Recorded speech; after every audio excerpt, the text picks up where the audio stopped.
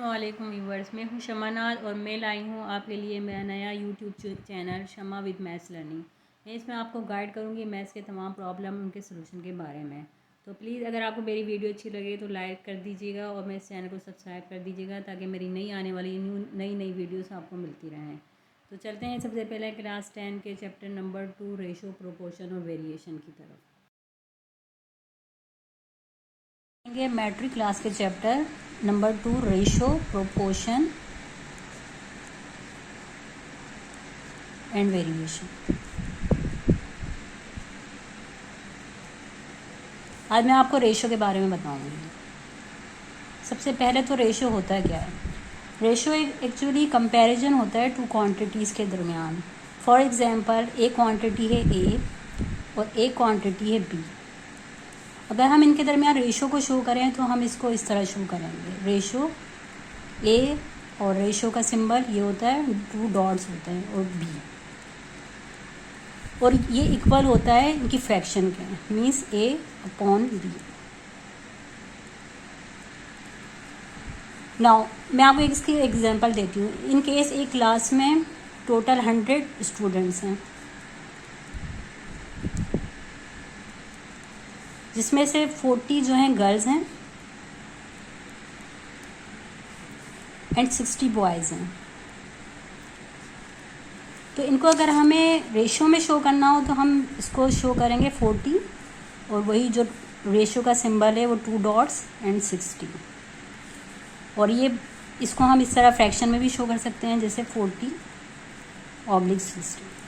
हमें इनके question ratio के जब भी आप क्वेश्चन सॉल्व करेंगे तो उसमें आपको 2 चीज़ों का ध्यान रखना पड़ेगा। एक तो ये कि जो भी आपके फ्रैक्शंस में जो भी वैल्यूज़ हैं दोनों के यूनिट सेम हो, और सेकेंडली ये कि अगर हमें रेशो शो करना है 40 गर्ल्स और 60 बॉयज़ का, तो हमें 40 को हमेशा न्यूमरेटर में रखना होगा और 60 को हमेशा डिनोमिनेटर में। आप इस तरह नहीं कर सकते कि आप 60 ऊपर रख लें यानी न्यूमरेटर में और 40 को डिनोमिनेटर में, ये आपके का रॉन्ग हो जाएगा क्वेश्चन। नाउ अब मैं आपको इसका एक क्वेश्चन सॉल्व करके दिखाती हूँ। फॉर एग्जांपल आपको रेशो बनाना है। एक क्वेश्चन है आपका कि आपको रेशो पता करना है, फाइंड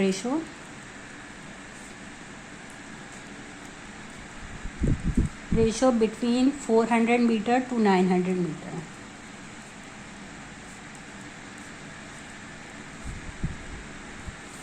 अच्छा, अब ये सबसे पहले आपको इस क्वेश्चन को सॉल्व करने में ये देखना होगा कि इन दोनों की यूनिट बिल्कुल सेम है, ये दोनों मीटर में है, ठीक है।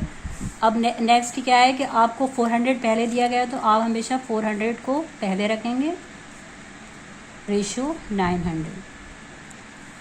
और इसको आप दूसरी कैसे एक्सप्रेस कर सकते हैं दूसरी सिचुएशन में कि 400/900।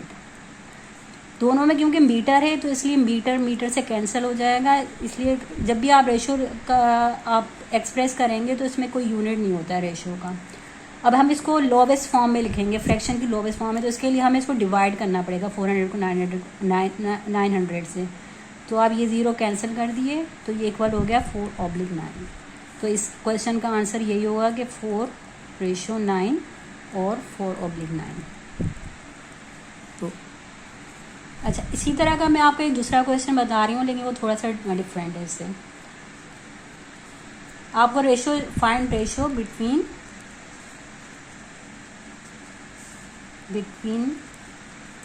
700 ग्राम टू 2 kg। इन दोनों के दरमियान आपको रेशियो शो करना है। तो अब आप ये सबसे पहले मैंने बताया था कि क्या चेक करना होता है। पहले तो आप इसकी यूनिट्स चेक करेंगे। तो इसमें अगर आप देखा जाए तो 700 ग्राम का रेशो हमें पता करना है 2 kg से। यहाँ पर एक जो पहला जो वैल्यू दी गई है उसका यूनिट दिया गया है ग्राम में, लेकिन दूसरी जो वैल्यू दी गई है उसका दिया गया है किलोग्राम में। तो सबसे पहले हमें इसको कन्वर्ट करना पड़ेगा, या तो आप ग्राम को केजी में कन्वर्ट कर सकते हैं या किलोग्राम को ग्राम में कन्वर्ट कर सकते हैं, क्योंकि हमें दोनों वैल्यूज़ के यूनिट्स को सेम करना होगा। तो पहले तो हम सपोज कर लेते हैं कि A is equal to 700 gram and B is equals to 2 kilogram. हम जानते हैं कि जैसे हम जानते हैं कि 1 kg इज इक्वल टू 1000 ग्राम। सो हमें 2 kg को ग्राम्स में कन्वर्ट करने के लिए मल्टीप्लाई करना पड़ेगा 1000 से। तो ये आ गया हमारे पास 2000 ग्राम। अब ये भी हमारी पहली वैल्यू जो कि ए है वो भी ग्राम्स में है और बी जो दूसरी वैल्यू है वो भी ग्राम्स में है। तो हम इजली अब इसका रेशो शो कर सकते हैं A:B, हम इसको A:B कहते हैं, equal to 700 gram divided by 2000 gram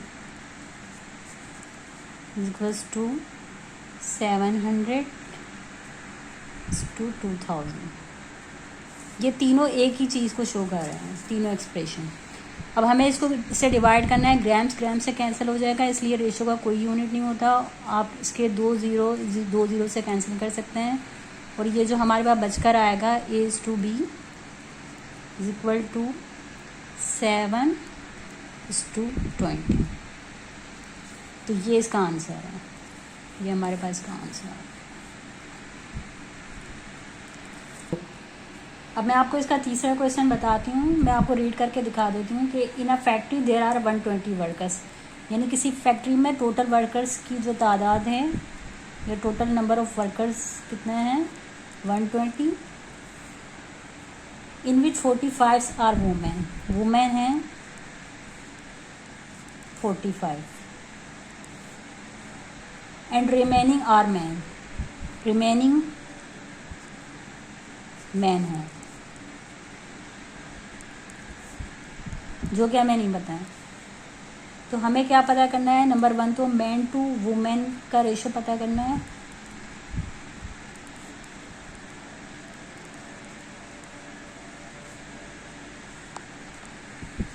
man to women, number 2 women to man,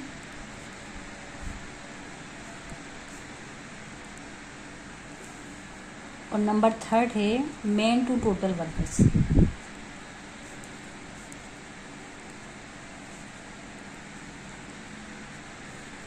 अब इसमें सबसे पहले हमें निकालना पड़ेगी मेंस की तादाद, यानी नंबर ऑफ मेंस हमें, क्योंकि टोटल वर्कर्स दिए हुए हैं और वुमेन्स दिए हुए हैं, टोटल नंबर ऑफ वुमेन्स दिए हुए हैं। तो हम सिंपली इनको माइनस कर देंगे। 120 जो है टोटल वर्कर्स हैं और इनमें से 45 वुमेन्स हैं। इन दोनों में से हमने इनको माइनस कर दिया, तो ये हमारे पास आ जाएगी टोटल नंबर ऑफ मेंस, यानी कि mens, total number of mens है हमारे पास 75।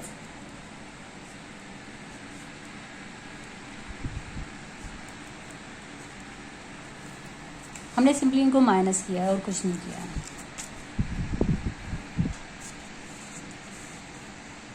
अब हमें पता करना है ratio between mens to women.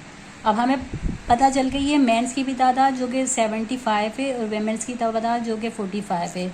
तो मेंस टू वेमेंस का रेशो क्या होगा, मेंस है 75 रेशो वेमेंस है 45। ये हमारा पहले क्वेश्चन का आंसर है। आप इसको फ्रैक्शन में भी लिख सकते हैं 75/45। यानी अगर हमें मेंस पहले कहा गया तो हम सबसे पहले मेंस की वैल्यू रखेंगे। दूसरे पार्ट में हमसे पूछा जा रहा है कि वुमेन टू मैन रेशो, तो उसके लिए हम सबसे पहले वुमेन्स का रख देंगे जो कि 45 है और उसके बाद मेन का। बहुत सिंपल क्वेश्चन है और एक फ्रैक्शन में शो करेंगे तो ये इसका आंसर होगा। और हमें तीसरे क्वेश्चन में कहा जा रहा है मेन टू टोटल वर्कर्स। अब हमें पता है कि नंबर ऑफ मेंस कितने हैं 75 और टोटल वर्कर्स हैं 120, तो इनका रेशो ये हो जाएगा। और अगर हम इन्हें फ्रैक्शन में शो करें तो 75/120, ये इसका आंसर है। अब इसका रेशो से रिलेटेड मैं एक और क्वेश्चन आपको समझाने जा रही हूँ। इसमें हमें ये एक्सप्रेशन दिया गया है कि ये 5 को मल्टीप्लाई किया गया है इससे 4x - 2y और is equal to 3x - 4y।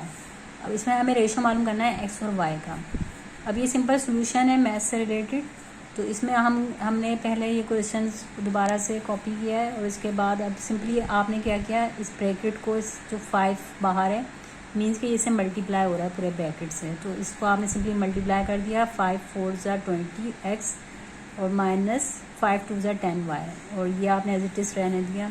इसके बाद ये आपको एक्सप्रेशन मिल गया 20x - 10y = 3x - 4y। अब इसको आपने सिंपली सॉल्व किया है किस तरह कि 20x 3x जो कि इक्वल के साइड था, हम इसको आप लेफ़्ट साइड ले आए हैं तो ये माइनस में कन्वर्ट हो गया। पहले ये प्लस में था, जब इक्वल के लेफ़्ट साइड अगर कोई चीज़ राइट साइड पे और वो लेफ़्ट साइड आएगी तो वो माइनस में हो जाएगी। ये यहाँ पर पॉजिटिव था इसलिए यहाँ पर माइनस हो गया। इसी तरह हमने 10y जो कि इक्वल के लेफ़्ट साइड था, हम उसको राइट साइड लाए तो इसका भी साइन चेंज हो गया, माइनस से प्लस हो गया। और ये 4y जो पहले से था उसका साइन वही रहेगा।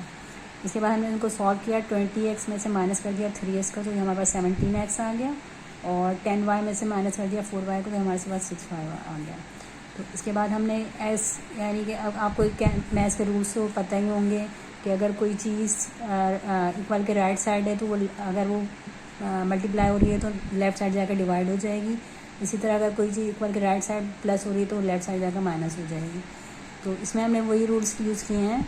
तो 17x में से हमने इस s को एज इट इज़ इसी साइड रहने दिया है, लेकिन हम 17 को इक्वल के राइट साइड ले गए हैं तो ये यहाँ पर जो इसे मल्टीप्लाई हो रहा था 17s के साथ वो राइट साइड पे जाकर डिवाइड हो जाएगा 6 के साथ। इसी तरह y जो यहाँ पर मल्टीप्लाई हो रहा था 6 के साथ, ये यहाँ पर लेफ्ट साइड पे आके डिवाइड हो गया। तो इस x अपॉन y की वैल्यू हमारे पास निकल कर आई है, वो है 6/17। और इसको अगर हम रेशियो में शो करें, जो कि हमारा क्वेश्चन था कि x/y का हमें रेशियो पता करना है, तो सिंपली हमने फ्रैक्शन को रेशियो में कन्वर्ट कर दिया है। इसी तरह ये अपॉन की वैल्यू जो है 6/17 की फॉर्म में आ गई है, और यही हमारा आंसर है।